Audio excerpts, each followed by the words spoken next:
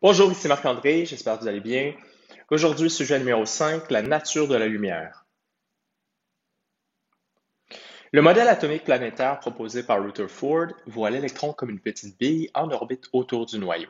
Ceci est en complet désaccord avec les lois de la physique classique. L'électron étant chargé négativement devrait subir une accélération vers le noyau et émettre continuellement de l'énergie. La stabilité intrinsèque de la matière souligne donc l'insuffisance de la physique classique à pouvoir expliquer le comportement de l'infiniment petit. Ainsi, à l'aube du 20e siècle, les scientifiques furent contraints à abandonner toute vision préconçue de l'atome, à explorer de nouvelles idées, de nouveaux modèles mathématiques et enfin à accepter que les propriétés des atomes et des molécules ne pouvaient s'expliquer par les mêmes lois que celles qui prévaut à l'échelle macroscopique. Cette histoire, c'est l'histoire de la mécanique quantique et cette histoire commence par une étude attentive de la nature de la lumière. Depuis des millénaires, l'être humain est intrigué par la lumière et essaie de décrire sa nature. Est-elle une onde ou une particule? Newton, au XVIIe siècle, l'a décrit comme un faisceau de petites billes afin d'expliquer le phénomène de réfraction. Mais en 1803, Young démontre clairement que la lumière possède une nature ondulatoire lorsque deux rayons de lumière se voient former un patron d'interférence, un phénomène également observé chez les ondes mécaniques, telles que les vagues. Puis, en 1873, Maxwell formule la théorie électromagnétique de la lumière. Selon cette théorie, la lumière est une onde qui se déplace dans l'espace en transportant de l'énergie. L'onde possède une composante électrique et une composante magnétique et se propage dans le vide à la vitesse de la lumière. La vitesse de la lumière, exprimée à 4 chiffres significatifs, est égale à 2,999 fois 10 à la 8 mètres par seconde. L'onde possède également une longueur d'onde et une fréquence. La longueur d'onde, lambda, est la distance qui sépare deux crêtes et s'exprime en mètres. Tandis que la fréquence f donne le nombre de cycles par seconde et s'exprime en secondes à la moins 1 ou en hertz. Ces trois caractéristiques, vitesse, longueur d'onde et fréquence, sont reliées par la relation C est égale à lambda f. Ainsi, longueur d'onde et fréquence sont inversement proportionnelles, c'est-à-dire que les ondes de haute fréquence sont de courte longueur d'onde et vice-versa. Par exemple, ici sur la figure, l'onde du haut est de grande longueur d'onde. Elle est donc de faible fréquence. Celle du bas est de courte longueur d'onde. Elle est donc de haute fréquence. Par ailleurs, l'énergie d'une onde électromagnétique est proportionnelle à sa fréquence et donc les ondes de basse fréquence sont de faible énergie. Tandis que les ondes de haute fréquence sont de haute énergie. La relation C est égale à lambda f nous permet de calculer la fréquence d'une onde si nous connaissons sa longueur d'onde ou vice-versa. Dans l'exercice ci-dessous, on nous donne la longueur d'onde du verre d'un feu de circulation, soit 522 nanomètres, ce qui nous permet de calculer sa fréquence en isolant simplement f. Alors, 522 nanomètres, c'est égal à 5,22 fois 10 à la moins 7 mètres. Et je vais donc isoler f de la relation C égale à lambda f.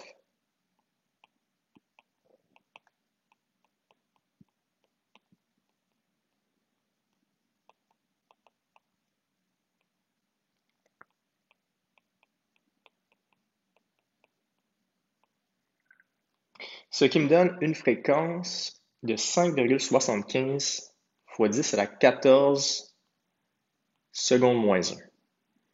Donc, dans la lumière verte, la fréquence est de 5,75 fois 10 à la 14, c'est-à-dire qu'il y a 5,75 fois 10 à la 14 cycles par seconde.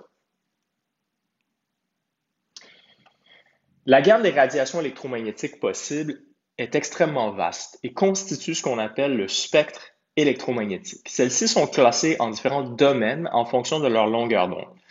À la toute droite du spectre, on a les grandes ondes radio, qui ont des longueurs d'onde très très grandes, de l'ordre de centaines de kilomètres, et qui sont donc de très basses fréquences et de très faible énergie. Ces dernières sont suivies par les ondes radio, AM et FM, les micro-ondes et ensuite l'infrarouge, que l'être humain peut percevoir sous forme de chaleur. À partir d'environ 700 nanomètres et jusqu'à environ 400 nanomètres, nous avons le domaine du visible, qui représente l'unique région du spectre électromagnétique perceptible visuellement par l'humain.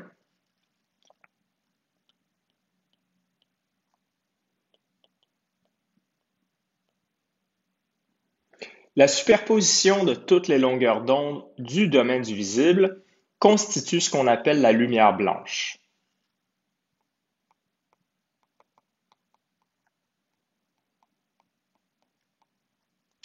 Lumière qu'on peut d'ailleurs décomposer à l'aide d'un prisme en toutes les couleurs de l'arc-en-ciel. Au-delà du visible, nous avons les radiations de haute énergie, potentiellement nocives pour la santé, qui commencent avec les radiations ultraviolettes, suivies des rayons X et enfin des rayons gamma, qui sont de très très haute fréquence et donc de très très courte longueur d'onde.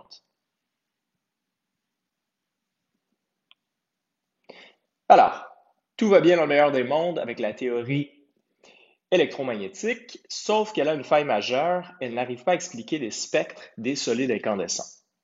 Puis arrive l'année 1900, année qui va marquer l'histoire des sciences à tout jamais, alors que la physique classique supposait l'énergie comme étant continue et infiniment divisible.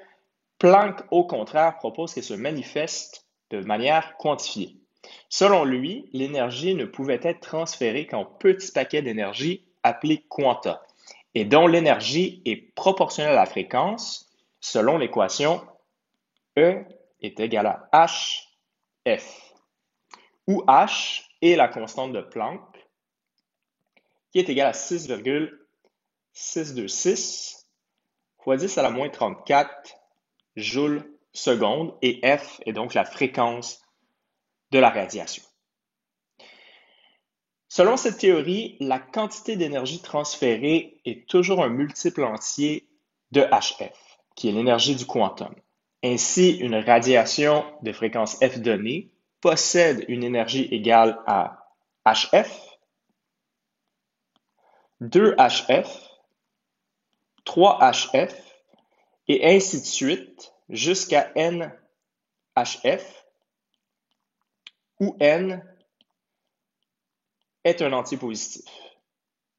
La quantité d'énergie transférée est donc toujours un multiple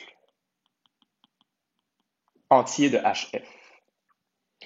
Son équation E égale à hf nous permet donc de calculer l'énergie du quantum de n'importe quelle onde électromagnétique. Par exemple, calculons celui de la lumière bleue dont la longueur d'onde est de 475 nanomètres.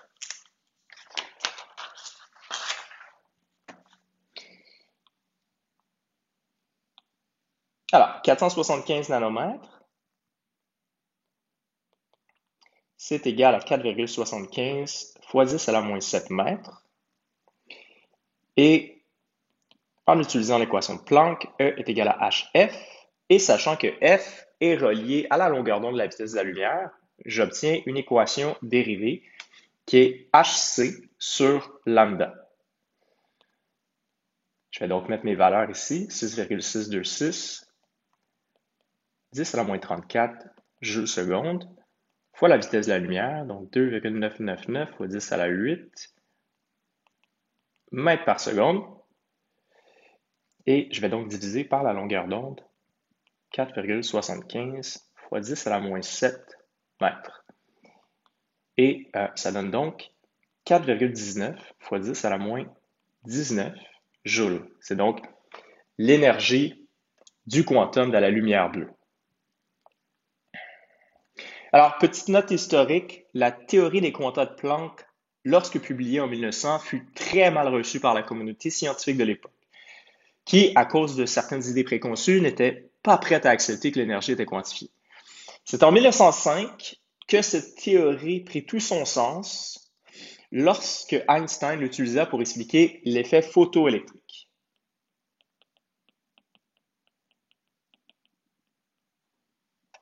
Donc, l'effet photoélectrique, c'est un phénomène au cours duquel des électrons sont éjectés de la surface d'un métal après avoir été éclairés par un rayon de lumière. Alors, Einstein remarqua: des électrons sont éjectés seulement si la fréquence de la lumière est supérieure à une certaine fréquence seuil qui est propre au métal. Alors que si la fréquence de la lumière est inférieure à la fréquence seuil, aucun électron n'est émis, et ce, peu importe l'intensité de la lumière, ce qui est inexplicable selon la théorie ondulatoire de la lumière. Einstein visualisa le phénomène comme des petites billes qui se frappent et proposa que la lumière est constituée de petites particules, nommées photons, dont l'énergie pouvait être calculée à partir de l'équation de Planck.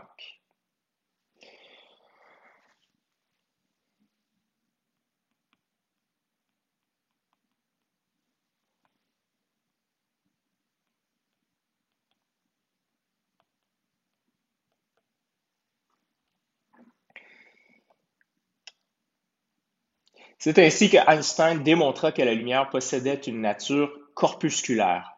Bien que contestée par les scientifiques de l'époque, qui étaient convaincus que la lumière était une onde, on doit à Planck et Einstein les premiers pas vers le concept de la dualité onde-particule, qui est la théorie qui est actuellement acceptée pour la lumière. Alors, en résumé, la lumière possède donc deux aspects complémentaires.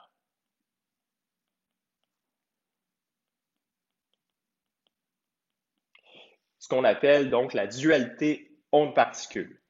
Elle possède un aspect ondulatoire indéniable. Selon cette théorie ondulatoire, la lumière est donc une onde qui transporte de l'énergie et elle permet donc d'expliquer le phénomène d'interférence qui avait été observé par Young en 1801.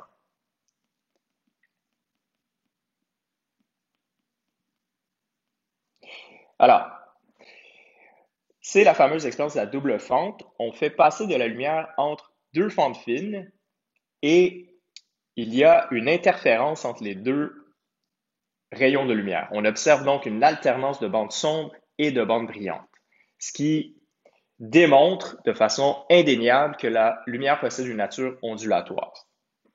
D'autre part, elle possède aussi un aspect corpusculaire, selon laquelle la lumière est constituée de petites particules appelées photons.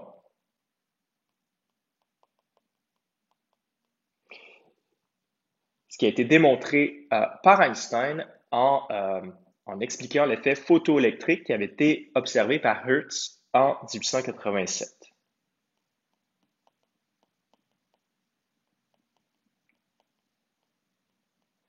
Alors, les équations importantes, on sait que tout onde électromagnétique a une fréquence et une longueur d'onde et une vitesse. Sa vitesse, c'est la vitesse de la lumière. Et ces trois caractéristiques-là sont reliées par l'équation C est égale à lambda fois F. L'énergie du photon peut donc être calculée à partir de l'équation de Planck. Donc, énergie photon est égale à H fois F, la fréquence, ou réarrangé, on obtient H fois C sur lambda, où H est la constante de Planck, qui est donc égale à 6,626 fois 10 à la moins 34 joules secondes. Alors, c'est tout pour aujourd'hui. Je vous souhaite une excellente fin de journée. Au revoir.